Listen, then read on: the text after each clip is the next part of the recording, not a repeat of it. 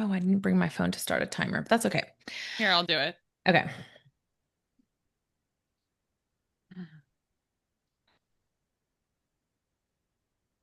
Okay. All right, here we go. Hey, Jabbers, welcome back to another episode. Today, we have a super special guest with us that is going to blow your mind. And I know that because I had the pleasure of hearing her speak at a mastermind. You guys, I'm like a broken record about this damn mastermind, but I loved it so much. And you know the one I'm talking about. It's the Abundance Group when we were in Minnesota. And Brittany Long was there and she was talking about AI in a way that I didn't could not even comprehend. And right before we started recording, I was saying that I felt like I'm a tech savvy person. I know how to use Instagram and all the things, the new features that they come out with.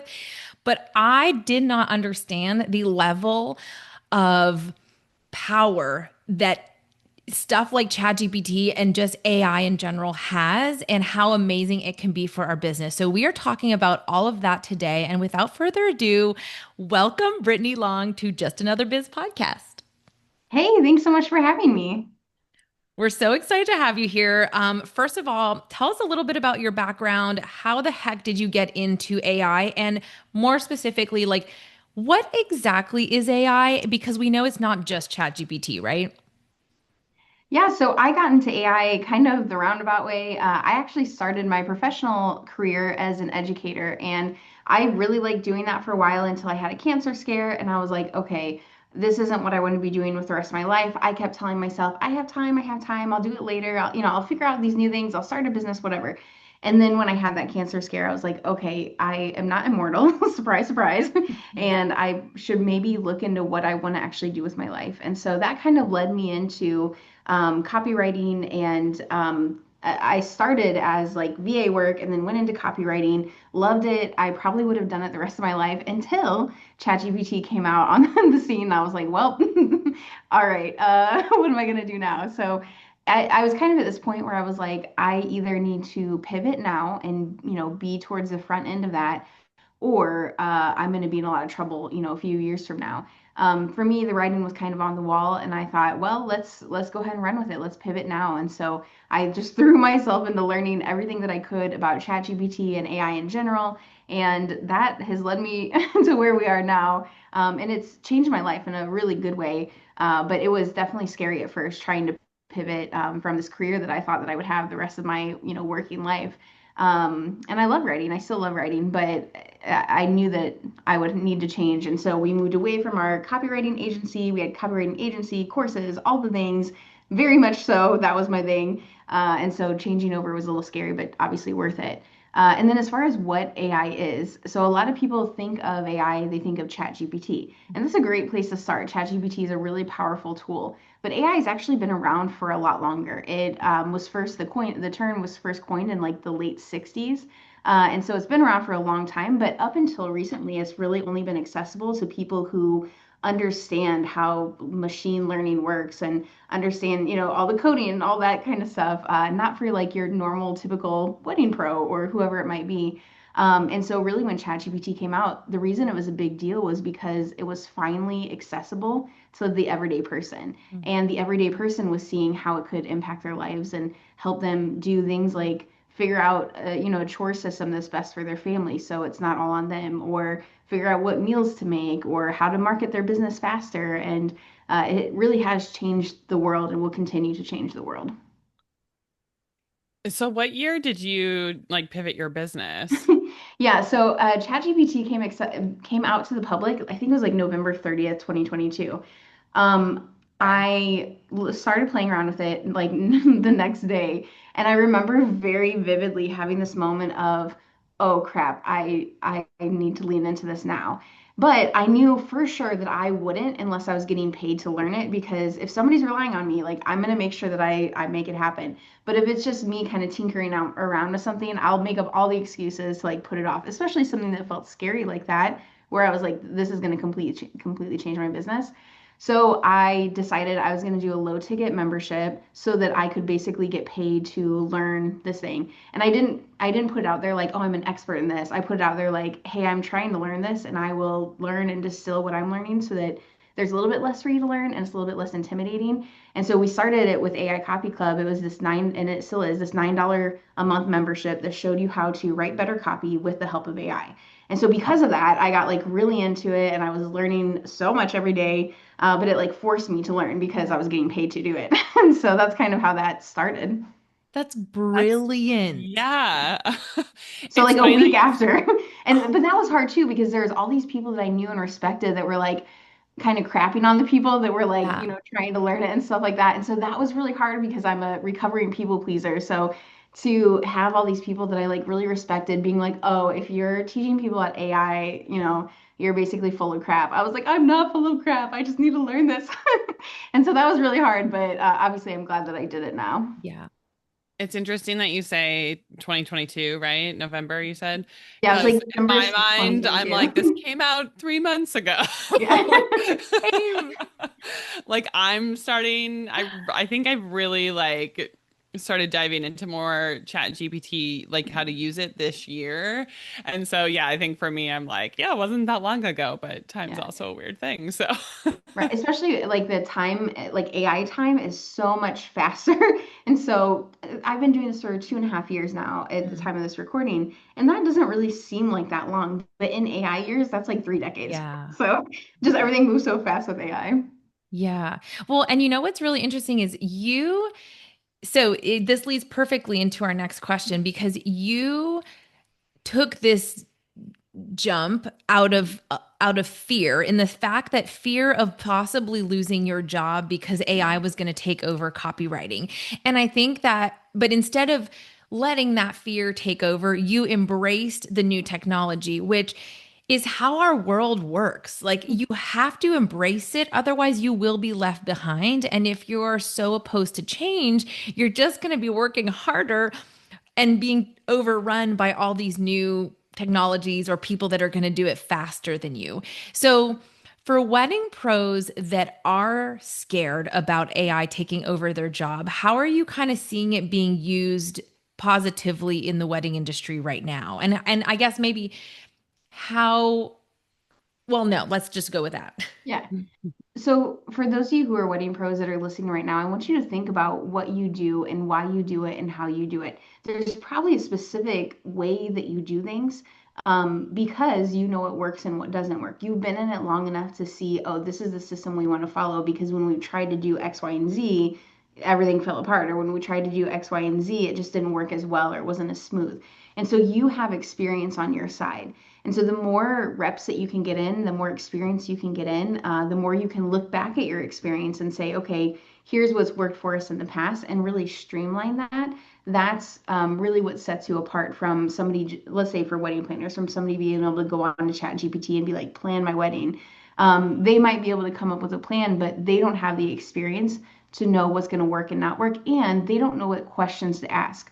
You may be able to do the same thing and ask it to create a plan for you, but because you know what questions to ask, you know what like red flags to look for, what you're going to be able to create with it is significantly different than what most people will be able to create with it who don't have your experience. And so for me, let's say I wanted to stay in copywriting, I still could have stayed in copywriting, but I would have needed to tweak it so that it was like a specific system. And it really just comes down to, are you going to still like, do you still want to help people in the way that you're helping them now? And then looking at how you can tighten that system up. So how can you have even better customer service? How can you make it even more seamless for the person that you're working with? And AI really allows you to do a lot of that because you can put in, hey, here's the structure, here's how I do things. What are some gaps that I'm missing? Or what are some ways that I can make this an even better experience? And so you can take the things that you're already doing really well and then just add to it versus somebody that's starting completely from scratch and that maybe is like, oh, I can do this myself because I have ChatGPT, but they really need to look at, or they would still want to go with you over just doing it themselves because you provide a level of service and questions that they just don't know to ask. Yeah, this it's funny because this past week I had a sales call and the software that I use to like schedule the meetings, they now have like AI integrated and a note taker.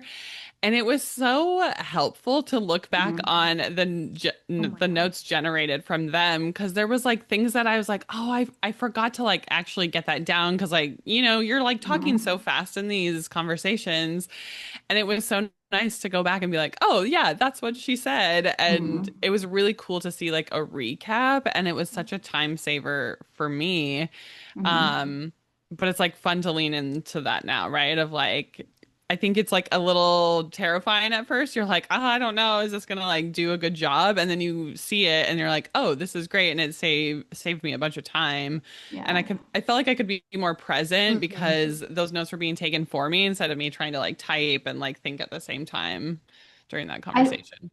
I think that's really where you can lean into AI is how can I have a better human experience by Yeah. using AI for the things that I don't necessarily need to do. So maybe I don't need to be like writing frantically the notes because now the AI note taker does it for me. And instead of me having to write those notes and be like, oh, what'd you say? Or trying to think of the next question, you can just be looking at them in the eyes through the camera and just listening to them and then asking questions that naturally come up instead of just having to go through this, line of questions that you have.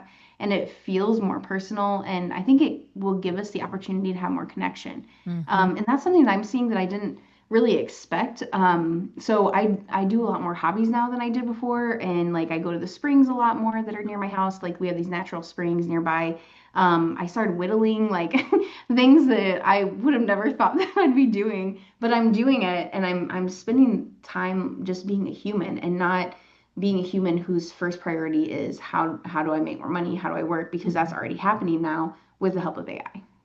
Well, and I love that I think that's the whole point of this too, is it's not going to take over the emotional side of, let's talk about weddings in general, but right as of now, there will not be a robot embodying a wedding coordinator or a wedding planner on the day or a wedding photographer, whatever the case may be. The only thing that it's going to help is alleviate the work on the front end.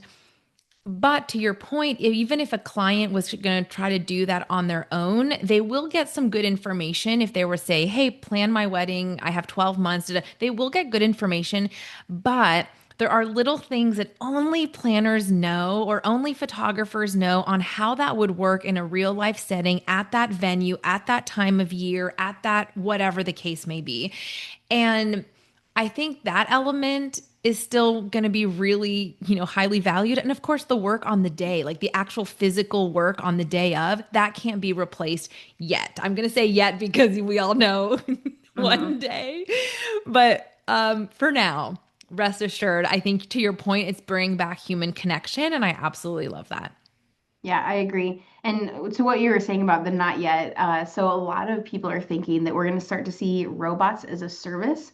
We have right now, we have software as a service, SaaS. But a lot of people think we're going to see RAS, robot as a service, within the next 10 years. But for those of you who are thinking, oh man, how's that going to replace me? Think about it as how can I get the capital now so that when that happens, I can look into purchasing one of these robots, Yes. training it and using a robot as a service so that you really do become more scalable.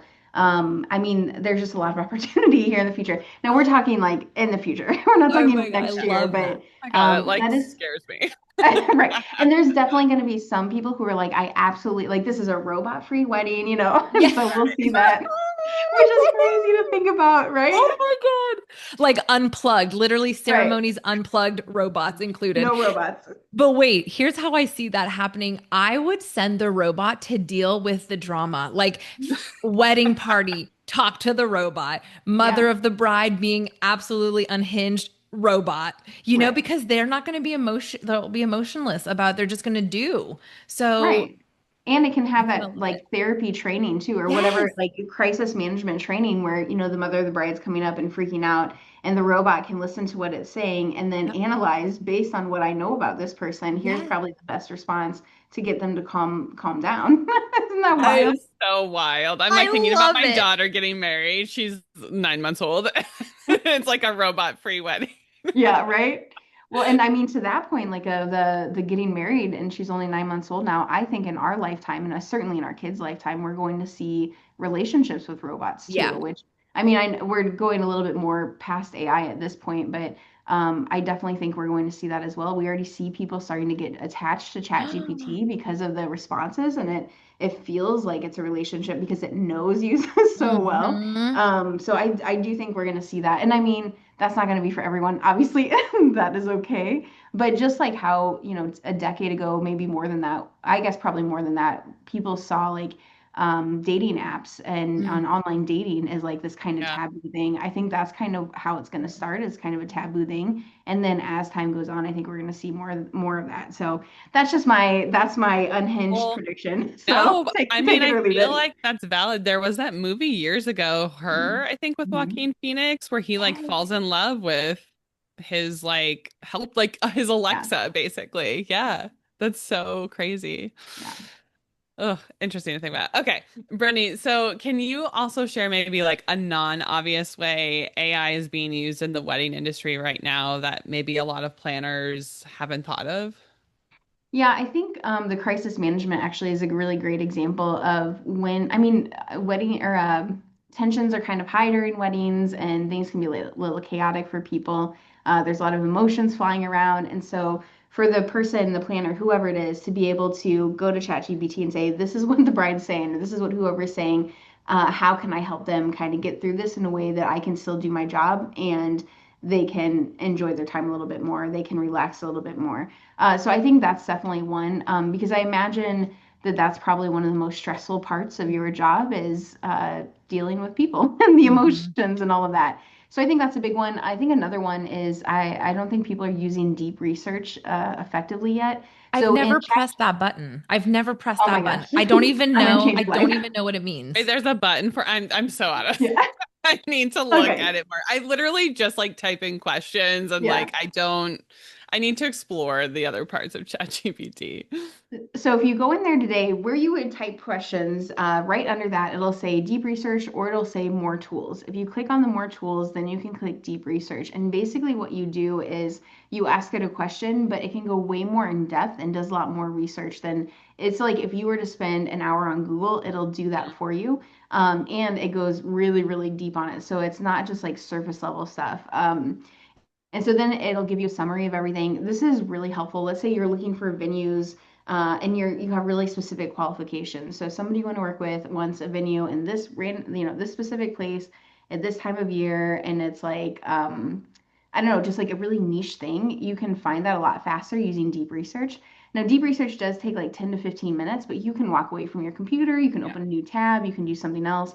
It really is like having an assistant that's searching their Google, scouring their Google for you, looking through people's reviews on Yelp. Like it's not just looking through websites, it's looking through reviews, it's looking through all these other things that would take you a lot longer to do. That's, I think, probably the most underutilized tool right now, and specifically in ChatGPT. And is that part of the free version or is that a paid I version? think you can get I think you can get like 10 a month with the free version and the paid version. You can get either 10 or 25 a month. And then there's the pro version, which is a higher price point, and you get like 300 a month. So I do that one because I use it multiple times a day at this point, but most people aren't going to use it that much. So the free or the plus version, this $20 a month would be fine. That's so cool. Are there other features, like key features like that, deep research that wedding pros should know about? Yeah, there's tons of features. And the thing is, there's new features coming out all the time. And so you can create images in there. So one thing that you could do, for example, is let's say you have bride A coming in and she's told you that she wants like a whimsical forest wedding. I don't know, but she wants something like that. And maybe you've looked online, you're like, I can't really find any examples of this, or I can't really find a lot of ideas for this. You can ask ChatGPT or other AI tools too, but you can ask it to come up with like an inspo image to show her of here's what something like this could look like, or even using that as like a cover when you're submitting a proposal. It just steps it up just a little bit so that it adds that customization to it. Very cool. I'm gonna dive into that Yeah. today. I know, Carrie. Well, you and I will have to have a separate debrief conversation Yeah. about this and say how we actually use it because We are only scraping the surface. The fact that we haven't even clicked the deep research button is probably Yeah. doing us a disservice. But oh my gosh. Okay. Let's say a wedding pro only had 30 minutes a week to explore AI, aka us, we're overwhelmed. There's so many buttons, we don't know what to do. How would you recommend they spend it to specifically see some type of return or ROI in their business? So the first thing that I would do is use deep research to analyze my website, analyze my Instagram, analyze any of my social content. And I'd ask it to tell me, if I wanted to make an extra however much per year, what do I need to change about my website? What do I need to change about my Instagram? What do I need to change about X, Y, and Z to be able to make that extra just from these, tiny tweaks that you're giving me? So that's where I would start. The next thing that I would do is I would tell it, here are my processes. I want you to review them and tell me where there are gaps that I'm probably losing money. So helping me identify, where are my systems maybe not as strong? Where are people not getting a fast enough reply? I would do that also. I'd also use a tool called GenSpark to review my emails. So GenSpark is a tool you can connect it with your, I use Gmail, for example, so I can connect it with that and my calendar and my email and like anything else that's Google related. And I can ask it to review my emails and tell me what I need to respond to first and also help me reply to some of them. Sometimes when I have a lot of emails in my inbox, I get a little overwhelmed. So being able to Yeah. have it just like identify, here's the first thing you need to like respond to today, and here's a sample response. Is really, really helpful for me. So I can also use it to be like, hey, can you tell me what I have going on next week that I need to just get on my calendar or not get on my calendar because it'd be there already. But what do I have going on next week? And are there any conflicts? Who do I need to email? Who do I need to reach out to? So those are the tools that I would use for that. Damn. Where I think Gabby and I right now are like, oh my God, what can we change about our business? Yeah, and then looking further in, like let's say you have some extra free time because you're using AI, so you have a little bit more free Yes. time. I would then start to look at automation. So what can I be automating beyond just my emails? Because I mean, most of you, I'm assuming, are probably having emails that are on automated and workflows.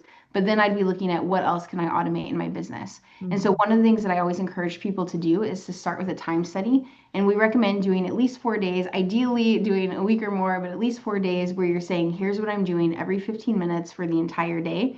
Then putting that into ChatGPT and asking it to analyze what you're doing that can be deleted. So, what are you doing that actually isn't moving the needle forward in your business, like at all? And then after that, I look at what can be delegated to AI, what can be automated, and then what can be delegated to a team member. And once I look at that, there's not that much on my plate for me to be doing. For example, for me, I come to, presentations, YouTube videos, things like that. And then I record one 10-minute audio a week, a day, if I really want to get more content out there. And then I have automations that create all my other content. And so, really, for me as the CEO, I just show up for things like this and show up for the audio. And those are the only things that I have to do every week. Everything else is negotiable. Wow, the dream.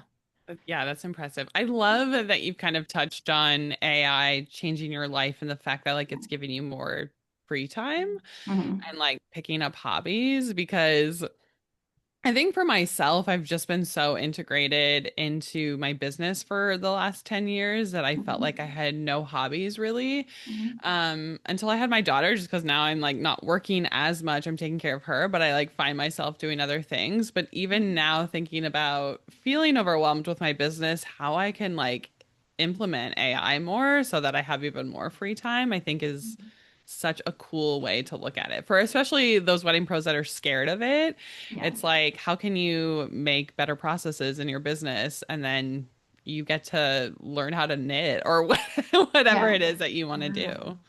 Yeah, by identifying the things that you're doing, because a lot of times people, like you said, you've been doing this for 10 years or more, but for a lot of people, they've been doing the same thing for a while and haven't had a lot of space and time and mental energy to look at everything and say, okay, what am I doing that someone else could do? And then even if they could ask themselves that, they're like, well, maybe I don't have the capital to bring on more people, or I don't want to lose profit, so I don't want to bring on more people, or I don't want to be training people, so I don't want to bring on more people. But now with AI, it's like, you can use a lot of the stuff you already have, a lot of the tools you already have. And once you've identified what it is that you're currently doing that you don't actually need to be doing, which is most things I've learned, then you can delegate that to AI or automate that. And that really changes, it just changes everything. It opens up so much more time. I guess how do you, so maybe give us one really concrete example of the steps you would take to do a delegation process. So for, Yeah. because I'm thinking, I'm like, okay, I've got to connect them somehow, like something to Chat GPT. There's a connection somewhere with an app, and then you tell it to do Yeah. something.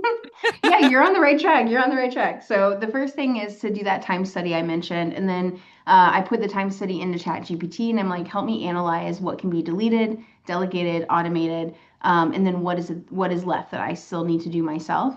And so then once I see that, I look at the things that can be deleted. Almost always there are things that I'm like holding on to that I don't need to hold Yeah. on to, but there's like some kind of emotional baggage there. And so then I have ChatGPT help me work through that and figure out why I'm holding on to it. And so then once I've, let go of the grip on that and said goodbye to it, then I look at the automation piece of it and I'm like, all right, what can we automate here? And so I use a tool called Make. I use Zapier sometimes too, but I mostly use Make for a few reasons. One, it's fairly inexpensive. The free version you can do a lot with. And then even the paid version you can do so much more with, and it's like $10 a month. But I use that next, and then I know there has to be some kind of trigger to start. So for me, with the content that I talked about earlier, my trigger is I send a voice message to myself in Slack. And then from there, it is like a waterfall of all this other content that is created because of it. And the first time I did this, it took me probably weeks to kind of figure out and finesse it and see exactly how I wanted it to be. But then after I finessed it, it's a lot easier now to do that with other things too because I've done it the first time. And so now it will create like a video script for me for YouTube. And then I have my AI clone that actually records the script. And so there's a few pieces that still have to be manual. So like my VA uploads the script into the video cloning tool that we use. And I review that, but that's, I mean, it's not very much considering all the other things that we can do with it. And then like blog posts, for example, that's another one that we have it create for us based on the voice content that I created. But it just all automatically triggers so that I don't have to, manually do those things. And Carrie, if you don't know what she mentioned, her clone. So I've seen this. It's literally Brittany, but cloned into a video. Like it's not her. It's her face, but like I mean the whole And my person. You're not. voice. Yeah, your voice, but you're not there. You're not in that scenario, whatever it may be. And she puts on. It's a whole video. She's talking. Her arms are moving. She's doing a human thing. What? It's Yeah. crazy. Yeah. And so for those of you that are watching or listening, if you want to see it, I have some on YouTube, I have some on my Oh Reels, my so gosh, you yeah. can see what we're talking about. And you'll know that it's my AI clone because at the end I always disclose that it's my AI clone, just because that feels in alignment for me. Yeah. And I think eventually we'll have to do that anyway. But yeah, it's like I call it AI Brittany. And so then now when I talk to people, they're like, is it human Brittany or AI Brittany? Yeah, And so which right one do now we this is have right human. now? Yeah. Yeah, this is human Yeah. Brittany. Yeah, But we'll that's have been to really we'll helpful. put those links in the show notes so Yes. people can check it out. That's so cool. Um, well, oh, sorry. I lost my train of thought. I was gonna ask something. That was not on the sheet. Her clone, her uh How to the automate. voice memo Shoot. to Anyway, the I'll if I think of it, I'll come back. Yeah. But okay, so Brittany, you're talking about, all of these advantages with AI. So how do you kind of foresee like people who adopt AI, now, how do they have more of a serious competitive edge against those who aren't adopting AI or like, okay, I'm kind of dabbling in it, but I don't really want to take it on fully. Like how do those people vary? So right now we're seeing this growing gap between the people who are adopting AI and the people who are choosing not to. And I want to be clear that if you're choosing not to, that's fine. But I also want to be clear that choosing not to certainly means that you're choosing to get behind. And if that's okay with you, maybe you're retiring soon or something like that, and you're like, I just don't want to learn this, that's totally fine. But if you want to be in for the long haul and if you want to kind of safeguard things in your business, I can't recommend learning AI and leaning into it enough, even if it's just 10 minutes a day. I think it's a real mistake not to. And so the gap that I'm seeing, there's two gaps here. There is a wealth gap between the people who are able to create more time, more space, more money because they are using AI. And then there's also the time gap, the people who are very time poor because they are doing everything themselves and insisting on doing everything themselves, versus the people that are time rich because they have all this extra time. It's almost like they're cloning themselves. They're making like 10 of them. If you've ever thought to yourself, like, oh, I just need 10 more of me, this is it. This is your chance. And so there's just this growing gap. And so the sooner you can get into AI and start learning how to utilize it in your business, the better off you're going to be. I don't, for me personally, I don't foresee a future where anyone can survive, a business can survive without leaning into AI. And I know that that might sound scary, and I've gone back and forth on, do I share that with people or not? But at the end of the day, I think I want everybody that I know, like I really like the people that I get to work with and stuff, and I really want them to be in the best possible situation. And the way that I see how things are going, I think that that's just necessary. Well, you Yeah. make it approachable. You're making it sound fun and not as Yeah. scary. Like it's not silly, but it's like, oh my God, let's have fun with it. Let's not let Yeah. it scare us and not let's also not be left behind.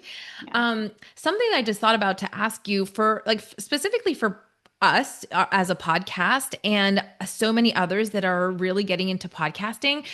Is there a way, and I'm sure there is there a way to turn like what we do manually right now is turn our audio podcast into little snippets, but Carrie has to go in and find the snippet on audio and then put it with a still photo on Canva. But I'm like, oh my God, how fun would it be if we had our AI selves Mhm. with a cool background?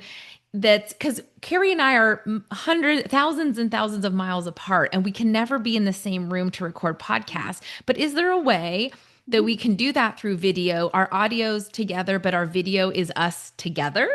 Yeah, absolutely. So you can do that with like an AI clone. You can also make cartoon versions of yourself and do it where you're talking in the same room, like make a background that you both like for it and just pop yourselves in there. And yeah, absolutely. It's not even as hard as you would think either. Like it probably would take you maybe an hour at the most to figure out. And then once, or maybe not to figure out, but once you have it figured out, it'll take, a little bit of time to set up. And then once you have it set up, it'll be, a few minutes each time and that's it.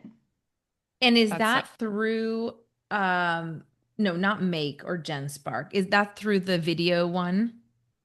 Yeah, so you could do it through Hagen is the video cloning that I use. You could also, if you want to do the cartoon version, Hedra is a good one, Hedra. Those are really great ones to start with.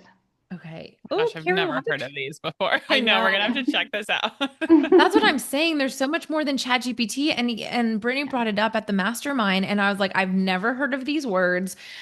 I thought we're all just talking about ChatGPT here. So there is so much. Now, of course, a downfall to all this is they all have subscriptions, and it can probably add up pretty quickly. Um, are you thinking like if someone's dipping their toe, they perhaps start by mastering ChatGPT's Yes. free version first, see the potential of it, or they go into pay? Because I have the $20 a Yeah. month now because I've seen the potential of it and how helpful it can be to me. I wouldn't do the free version. I would just go straight to the $20 a month one. The free version is okay, but there's just so many limitations that you won't really get the full experience, and you'll find yourself getting frustrated because you'll be in a flow, and then you'll have to stop because it's gonna, you've reached your limit. But with the $20 a month version, you really get to see pretty much everything that you can do. I would definitely go into the $20 a month version. Hands down, that's like the best money that I spend every month. And then when I think about subscriptions, there's some that I've used that I've tried out that I'm like, this isn't for me. And so typically I'll tell people if they ask me, I'm like, yes, this is a great one. No, this isn't because I've tried most of them at this point. Yeah. But I view it as these are my teammates. And so would I spend $20 a month to have someone do everything that ChatGPT could do for me? Yeah, like I would spend so much more than that and have in the past. And so now for me, I'm spending less with the subscriptions than I would be to hire another team member. That's Yeah. true. And I mean, with that, in all of these ways, what are some things that you think that wedding pros should be cautious of AI? I think probably the biggest thing is that you're not just copying and pasting, and like let's say you put in a question or you put in something that you want and it gives it back to you. Don't necessarily take that as like, true to its word. You want to kind of go back and forth with it. So the more you can treat it like an actual teammate, the better. So if there's something that doesn't make sense to you, ask questions about that. If there's something you don't agree with or you don't like, tell it that. But talk to it and act like it's an actual team member, and you'll get a lot better results. And it'll be easier to get what you want and get less frustrated. What happens? So I've had this happen. I've heard of other people have this happen where it gives you an answer and it's totally incorrect. And Yes. you as the human know. And I've said, by the way, my chat GPT's name is Frankie. She has named herself. I love it. We vibe together. It's perfect. So I'm like, Frankie, girlfriend, that's incorrect. I know this for a fact because I just looked at the website and what you're saying is totally wrong. And she'll be like, oh my God, Gabby, you're so right. I'm so sorry. Oh my God, I don't know what I was thinking. So why is it that they come up with incorrect information and then they correct themselves? Mhm. So there's two reasons this might happen. One, it can hallucinate. So basically, what AI is that it's looking at patterns. So sometimes you'll be like, "Oh, it lied to me." It's not lying because that's a human thing. You know what I mean? That's something that humans do. But it is hallucinating. So it's thinking that it's getting correct information, but really it's just looking for patterns. Which is sometimes why when people try to do math with it, it'll give them the wrong answer because it's looking for patterns, and Oh. you can't always get that when you're looking at like complex math equations. So that's one of the things that could be happening. The other thing is that it might have outdated information. So if you're not using deep research or using the free version, it may not have like the day-to-day updated information. So that's the other thing that could be happening. Or it could be that the way you ask the question cause it to answer in one way. A lot of times when that happens for me, it's because I wasn't clear with my question, which has ironically helped me become a better communicator, not just with ChatGPT, but also in my personal life as well. Because Yeah. now I'm like, okay, if a robot can't, or not robot, but you know what I mean, if a machine can't figure out what I'm trying to say, no wonder my team is confused. And so now I need to go back and redo that. But those are some of the reasons that that might happen. And I mean, it's not perfect, so it's always Right. growing and improving.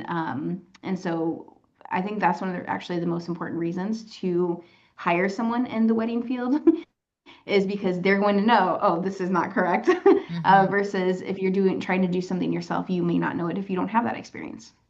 Mm-hmm. Y- Yeah, that just made me think back to earlier when you were talking about like crisis management. And I think that's such a cool aspect too of like maybe you're using it a couple times to help in those scenarios, but then it's sort of like you're learning and it's like going to school again, right? Because you're like, Mhm. okay, now I kind of know how to handle these different scenarios Mhm. when I'm working day of, and I don't have to go back to Chat GPT. But I think handling those situations or even how we're speaking to people, it's like helping us to just have better language too, which is a great tool to have.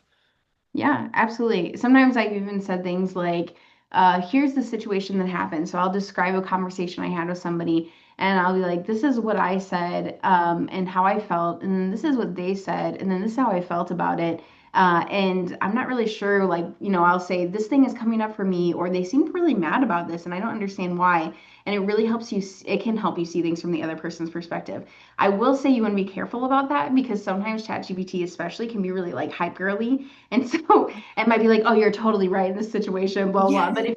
if your main goal is like, how can we come to a solution, whether you're in negotiations or with relationships or whatever, if your goal is not how can I be right, but how can we come to common ground on this, or how can I understand this person so we can move forward better, then you want to let it know that's the outcome I want. If you want it to just be your hype girl and be like, I feel, bad right now, I want you to hype me up, then tell it that too. But that's kind of, at least from what I've seen, that's more of the default where it'll kind of like hype you up. It won't tell you you're wrong. So if you want it to tell you you're wrong or you want it to help you grow as a person, then tell it that's the outcome that you want and it can help you do that. Something else I think would be really helpful is building like we've talked about this I think in the mastermind too, and I've had conversations in the group after, but building like SOPs for your planning team or your photography team or whoever that is, and putting in real life scenarios of things that have happened and how you as a business owner would like to have it dealt, how you would like it to be dealt. is that dealt with? Anyway, you know what I mean, how you want to handle it. And then it starts to build a bank of information that at the end of maybe a few months, once you've gone through a crazy wedding season and all you've told chat all these things that have happened and how you would go about it, then you can say, okay, now knowing all these scenarios that we talked about over the last few months, I want you to put together a very specific SOP with detailed scenarios of so my team can learn and see how they can take action if this were to happen at their wedding. And that's something that it's so good for us to experience it in person and to have these planners via on our weddings and see it in real life. But if those scenarios are not necessarily always going to happen. And so if they know ahead of time a bit of a rule book on how to address some of these things, I mean, how amazing is that and how helpful is that for them? Yeah, and you can even turn it into curriculum too, where anybody new that you bring on your team, you have them go through the curriculum of like, okay, here's the situation, what would you do? And then it can even like grade them on it and then give them helpful pointers and insights of where they maybe could do something different next time, before they actually get into those kinds of situations. Yes. Oh my gosh. Okay. What is one specific AI prompt that a wedding plan or a wedding pro in general could use this week or today that would save them hours? So I would put in what you're doing right now. I'd say review what I'm doing, and ask me questions about my processes so that I can improve my processes, save time, and earn extra money through improved processes. So just having it go through what you're currently doing, analyze it, make suggestions on updates, and even tell you where you can make more money from what you're currently doing. Oh my God. Not Carrie and I have 30 minutes in between recordings today. Oh, you know what we're going to be doing. Be like, how do we grow this podcast? Yeah. Yeah, that's a great question to ask. But Carrie, for real, let's have a side convo about this right now. Yeah. We're bootstrapping it, okay? Like we are really bootstrapping it, Carrie and I, but we also run full businesses. Carrie's a mom, like there's a lot going on. And there are so many bottlenecks between the two of us where we're just stuck. We're dependent on one person to get something done for the next step to move and so on and so on. But I'm like, oh my God, what if this like, hey, Jen situation works so well for us because it can cut up all of our audio into videos, into snippets, and then we can just go in and schedule all of our posts. I'm like, I'm already thinking what a time saver that would be and how helpful it would be to grow our podcast. Because that's the thing, you get stuck in the everyday doing and you don't even have time to go out and find, in a wedding pros case, new clients or marketing or putting yourself out there or even showing up in person to events to like talk about your brand. You're just stuck in the day to day. So that's what I think, to your point, asking chat, where are the bottlenecks? How do we make this more efficient and how do we make more money? Hmm. I Yeah. think that also, yeah, makes me think, Brittany, how can, I guess, like specifically, I know Gabby was talking about a few things maybe you mentioned at the mastermind, but for like wedding planners, what is something they can how to like use ChatGPT that we don't know of? Like I know Gabby mentioned, I think, can you find like the top planners in Los Angeles or something? And we never even thought about like asking ChatGPT to comb that from Google. But what would you say is like one thing that planners could be using, or wedding pros, I guess, in general, for ChatGPT that we're not really utilizing? So one thing that I would do this week is I would go into deep research and I would think about who are the other people in the wedding industry that I could collaborate with, that I could do a co-blog post with, a co like collaborate on a reel with. But who are those people that would be great collaborators that work with my audience also? And I would ask ChatGPT, the deep research specifically, to identify maybe 10 or 20 of them, and then to create like an outreach email for each of them specifically based on their websites and all of that, inviting them to do some kind of collaboration together that gets both of you more visible to your audiences. That would be one way that I get myself more visible and have more traffic this week. Yeah. Dang. This is the problem. Carrie and have shiny object syndrome, as we have mentioned on the podcast many a times. And now what's going to happen is we're going to get so overwhelmed with all of these great ideas and we're not going to take action on any of them. But Carrie, now that we've said this We out are. loud, We are. we must take action. We are going to do, maybe you do one of these prompts and I do the other prompt specifically for our podcast. And we're going to like blow this up. And then when we're famous, we're going to be like, and we would like to thank Brittany Long for holding our hand as we walk through AI together. Yeah, So this makes me, oh, sorry, go ahead. I was just gonna say it's if you implement it, even if you, like I said, spend 10 minutes a day on it, it really will change your business and change your life. And I know that sounds so cheesy, but it really is true. Yeah. I mean, even talking about shiny object syndrome, which is common, I feel like my AI, my chat GPT probably is very confused by me because I'm constantly like, how do I start this business? How do I start this business? So, what is something that, like, how would you recommend that we can work best with AI so it gets to know us better? Are there any specific prompts or questions that we can be asking or things that we should be telling it so that it is giving us information that feels like aligned with who we are, or that's something, yes, I would say just a more refined version. Like, how can we work better with AI so it gets to know us? So, two things. One, I would start by telling it information about yourself. So, you could say something like, I'm going to tell you about myself with the purpose of you understand me better so that we can collaborate more easily with the stuff that I want you to come up with. And so then I would tell it about your personality. So, for me, I've told it about my personality, like any personality test I've taken, I put in there. I also tell it about preferences. So, I like to be outside, but I don't want to be outside during the summer, like those kind of random things.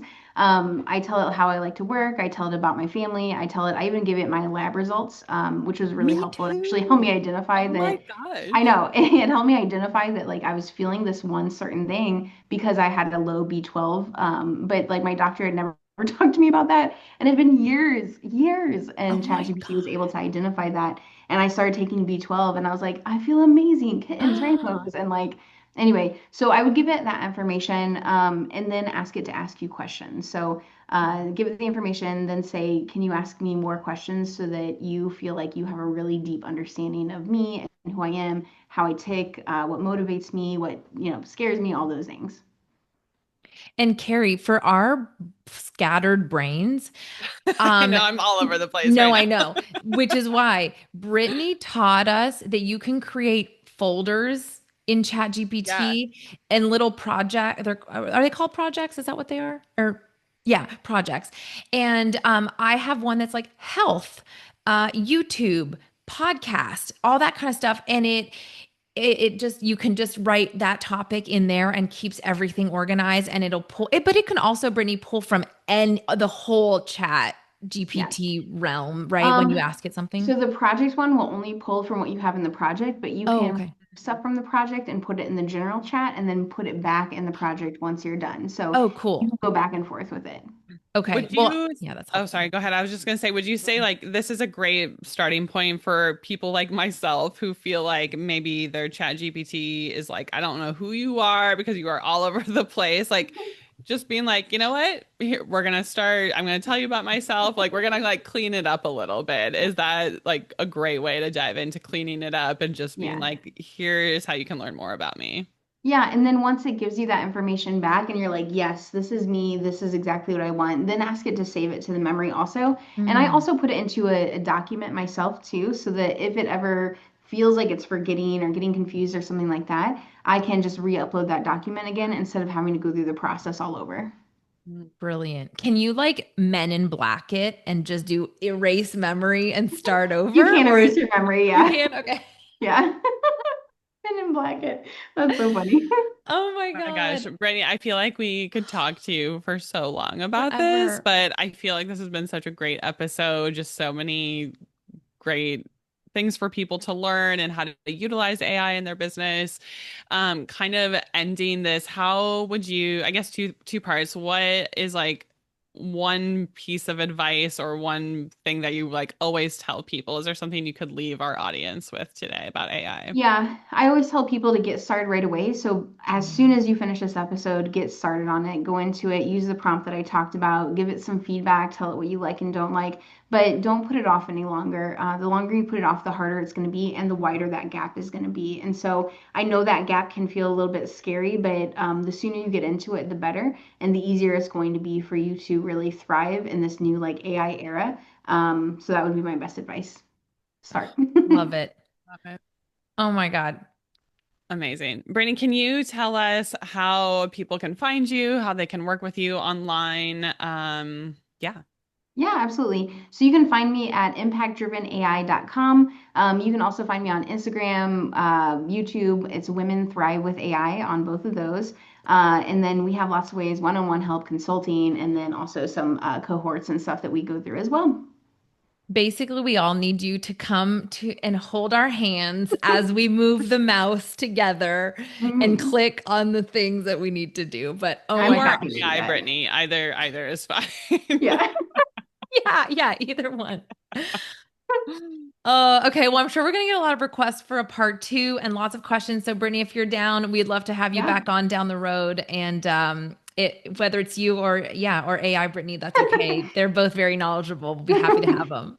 Absolutely. I'd be happy to help. And next time we can even talk about agents that will do all the things for you, not just automations. It goes to that next level. So maybe that's something we can Yeah. talk about next Yeah. time. Yes, Part part two. two. Yeah. Amazing. Thank Cool. you so much, Thank you, Brittany. Brittany. No problem. Great to have you. Thanks for letting me be No, here. great to have you. Oh my gosh, I Yeah. need a nap. Okay, hold Oh on my one Oh God. second. gosh.